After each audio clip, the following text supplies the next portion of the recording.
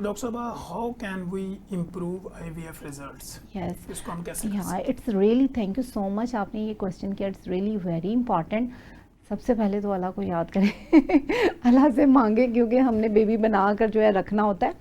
Actually क्या है इसमें, कपल के भी हैं फैक्टर्स, वो खुद बहुत इम्पॉर्टेंट हैं, वो उनकी एज क्या है, मेजर जो है वो आपके पेशेंट की अगर एज फीमेल की 35 से कम है, मेल की 40 से कम है, तो there is a high chance कि वो कंसीव कर लें विद आईवीएफ। फॉर एग्जांपल 40% तो उनके चांसेस हैं। अब उनके लाइफ फैक्टर्स, उनकी वेट, उनका लाइफस्टाइल, सिगरेट स्मोकिंग और अदर एडिक्शंस, या कोई और फैक्टर है, वेट का बहुत ज़्यादा होना, या फिर उनके मेडिकल इश्यूज होना, फॉर एग्जांपल पीसीओ है, या कोई एंडोमेट्रियोटिक सिस्ट है, या फिर ऑटोइम्यून डिजीज़। आपको पता है ऑटोइम्यून डिजीज़ में भी कभी कभार रिजेक्शन होती है। तो ये सारे वो फैक्टर्स हैं जिसकी बुनियाद पे हम कह सकते हैं कि सक्सेस रेट, अगर हम इनको कंट्रोल करके आईवीएफ पे जाएंगे तो हम इम्प्रूव कर सकते हैं। अब इन फैक्टर्स को बताने का मकसद ये है कि मैं जब भी आईवीएफ करती हूँ तो जल्दी में नहीं करती।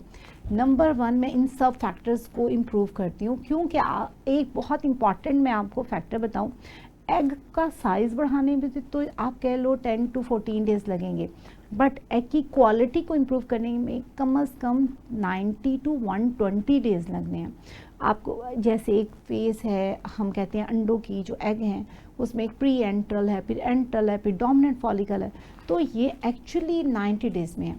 तो इसको मैं गोल्डन पीरियड कहती हूँ, गोल्डन विंडो कहती हूँ, इसको मैं मैक्सिमम काउंसलिंग का एक ज़रिया बताती हूँ कि भाई सारे जो आपके रिज़ल्ट हैं ना आईवीएफ के, वो इस टाइम पर है। उसमें हम स्क्रीनिंग करवा लेते हैं, पेशेंट को कोई मेडिकल प्रॉब्लम ना हो, जब वो बिल्कुल ठीक, उसका वेट मैनेजमेंट कर लेते हैं। अगर लाइफ स्टाइल के कुछ फैक्टर हैं, मीठे का इस्तेमाल बहुत ज़्यादा है, या फिर जंक फूड या वाइट फ्लोर का, जैसे मैदे का, इस सब चीज़ों को कम करवा के उन्हें optimize their health, not of only female, क्योंकि स्पर्म भी इम्पॉर्टेंट है, मेल का भी। मेल की ओबेसिटी हमारे सेंटर पे देखी जाती है, वेट कितना है, उनका जंक फूड का इस्तेमाल कितना है, क्योंकि कभी कभार आपने देखा होगा कि रिपोर्ट जो है वो सीमन की वो ठीक है, लेकिन डीएनए फ्रैगमेंटेशन उनका ज़्यादा होता है बिकॉज ऑफ द फैक्टर। तो हम उन सब फैक्टर को लेके चलते हैं। और दूसरा जो मेजर है वो आपका आईवीएफ सेंटर। आपके आईवीएफ सेंटर पे मैं ये नहीं कहूँगी कि जी बस एक आईवीएफ लैब है, नहीं, एक पूरी टीम है। और उस टीम में आप स्टार्ट यहाँ से लें कि आपका, मैंने कंसल्टेंट बाद में मिलना है, एक मेडिकल जो हमारी डॉक्टर होती हैं वो मिलती हैं, कोऑर्डिनेटर होती हैं, उनसे जो चीज़ें हिस्ट्री में मिलती हैं फिर मैं लेती हूँ। उसके बाद फिर जब हम डिसाइड करते हैं कि yes we are going for the IVF, जब 100% हम देख लेते हैं शी इज़ फिट और बेस्ट पॉसिबल हेल्थ में दोनों कपल हैं, तब हम आईवीएफ करते हैं। उसके बाद आपकी आ जाती है लैब। लैब का बहुत अच्छा होना बहुत ज़रूरी है, क्योंकि आपको पता है एम्ब्रियोज ने आउटसाइड द जो है बॉडी ग्रो करना है, उसमें अगर वहाँ का एयर फिल्टर और जो एयर क्वालिटी है लैब की, और इसके अलावा वहाँ की जो प्रेशर है और टेम्परेचर है और कल्चर मीडिया, अगर ये सब अच्छे होंगे तो हम रिज़ल्ट दे सकते हैं। सिंपल इज़ इसके, अगर एक स्टाफ भी है ना, अगर वो इंजेक्शन गलत लगा देते हैं, टाइम हमें सही से नहीं बताते, तो उसका भी आपके आईवीएफ की सक्सेस पे अफेक्ट आता है। तो हमेशा अगर आपने आईवीएफ करवाना है, मैं ये एक जर्नल सबके लिए एक मैसेज देना चाहूँगी, आपने एक ऐसा सेंटर चॉइस करना है जिसमें पूरी टीम वर्क कर रही हो और पूरी टीम से मिलकर आप सेटिस्फाइड हों। और दूसरा, आप रिव्यूज़ ले लें उस सेंटर के, वो भी आपको ज़्यादा अच्छा सक्सेस रेट बता सकते हैं।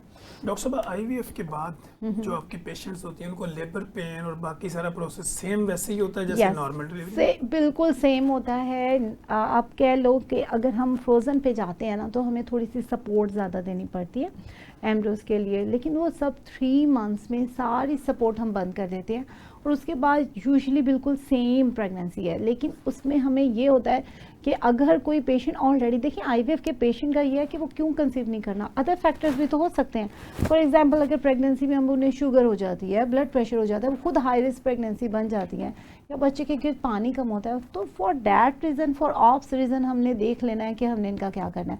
अदरवाइज़ नॉर्मल डिलीवरी है, जब तक बेबी की धड़कन ठीक है तो वो हमारे लिए एक तरह की लो रिस्क प्रेगनेंसी। हम उसे इतना नहीं करते कि जी अब आईवीएफ है तो बस हर सूरत में सेक्शन कर डालें और कुछ नहीं इनका हो सकता। तो हमारी कोशिश होती है टर्म तक लेके जाना, ताकि बेबी के लंग्स में चोर हो जाए और उसके बाद फिर डिलीवरी, और अगर लेबर पेन्स आ जाती हैं तो फिर स्मूथली डिलीवरी प्लान क्योंकि अक्सर लोगों का ये सवाल होता है कि इतनी मेहनत से हमने बेबी लिया है, अब अगर नॉर्मल डिलीवरी के चक्कर में ये डैमेज ना हो तो इसलिए लोग सर्जरी की तरफ अच्छा, ये कंसर्न है। और कहीं एज अ इनफर्टिलिटी स्पेशलिस्ट मैं भी इस चीज़ को फील कर रही होती हूँ कि एक 15 साल के बाद, एक 20 साल के बाद एक खुशी मिल रही है, क्योंकि लेबर एक स्ट्रेसफुल फैक्टर है, लेकिन उसके लिए मॉनिटरिंग कर सकते हैं, सब कुछ कर सकते हैं, लेकिन कभी कभार पेशेंट की अपनी कॉन्सेंट हो तो हम स्ट्रेट फॉरवर्डली सेक्शन भी कर देते हैं, क्योंकि यकीन करें अगर हम सेक्शन करके बेबी उन्हें दे देते हैं और डिलीवरी में कोई ऐसा इशू होता है, स्ट्रेस फैक्टर होता है और बेबी कॉम्प्रोमाइज़ होता है, तो ये फिर पेशेंट की अपनी विल है कि वो करवा लें अगर वो चाहें। अगर लेबर स्मूथली नहीं चल रही और या पेशेंट का अपना कोई फैक्टर है तो they can go for that. Doctor साहब, एंडोमेट्रोसिस के पेशेंट भी आजकल रिपोर्ट होते हैं जी जी जी। इसकी बेसिक वजह क्या होती है, ये है क्या? एक्चुअली एंडोमेट्रोसिस का भी यही है कि ऑलमोस्ट 10% इसके है कि चांसेस है एंडोमेट्रोसिस, और ये भी फैमिलियल है, ये जेनेटिक भी है, क्योंकि आपने देखा होगा जिस फैमिली में एक एंडोमेट्रोसिस है 2-3 और भी हैं। इसकी तो डिफरेंट थ्योरीज हैं होने की, लेकिन मेन जो एंडोमेट्रोसिस हो जाता है उसमें हमें इलाज क्या करना है ये बहुत इंपॉर्टेंट है। हमारे पेरिफ्री में जब पेशेंट जाता है इवन शादी के बाद तो ये कॉन्सेप्ट आ जाता है कि जी पीसीओ, यानी अगर एंडोमेट्रोसिस के पेशेंट है तो जी आपकी बहुत बड़ी सिस्ट हो गई है, सिस्ट निकाल दें आपका बेबी हो जाएगा। It's not like that. आपका एंडोमेट्रोसिस जो आपके एग्स हैं उसी तो ओवरी में मौजूद है। एंडोमेट्रोसिस हम सब जानते हैं एक ऐसी इशू है जिसमें बच्चेदानी की लाइनिंग के जो टिश्यूज़ हैं वो आपके ओवरीज में प्रेजेंट होते हैं। तो ओवरीज में अगर वो हैं अंडे दानी में तो वो अपनी जगह, हर महीने जो ब्लीडिंग होती है अंडे दानी में जो अंडों की स्पेस है वो कम होती जाती है और सिस्ट का साइज़ बढ़ता जाता है। और वो अंडे, ये भी देखे बहुत सारे एविडेंस हैं, स्टडीज़ की गई हैं कि अगर किसी पेशेंट को एंडोमेट्रोसिस है उनके अंडे की quality because of the inflammation affect होती है। तो इसमें हमें सर्जरी करनी चाहिए या नहीं करनी चाहिए, इसका पूरा क्राइटेरिया है, इंटरनेशनल क्राइटेरिया भी है कि अगर किस साइज़ की है, 3 सेंटीमीटर से कम है। मैं इसलिए ये बात कर रही हूँ कि अगर 3 सेंटीमीटर से कम है तो प्लीज़ ना सोचें कि वो आपकी इनफर्टिलिटी का रही है, या अगर बड़ी भी है तो एक्सपर्ट सर्जन से करवाएं, क्योंकि आपने वो एक, आप देख लें एक ऑरेंज देख लें, ऑरेंज का कवर है, तो जो अंडे हैं ना, अगर ये ओवरी है तो अंडे जो है वो एक ऑरेंज के कवर लाइक उसमें ज़्यादा है, यानी आउटसाइड जो आउटर पार्ट है उसमें ज़्यादा है। जब आप सिस्ट रिमूव कर रहे होते हैं तो वो भी सारे एग निकल रहे होते हैं।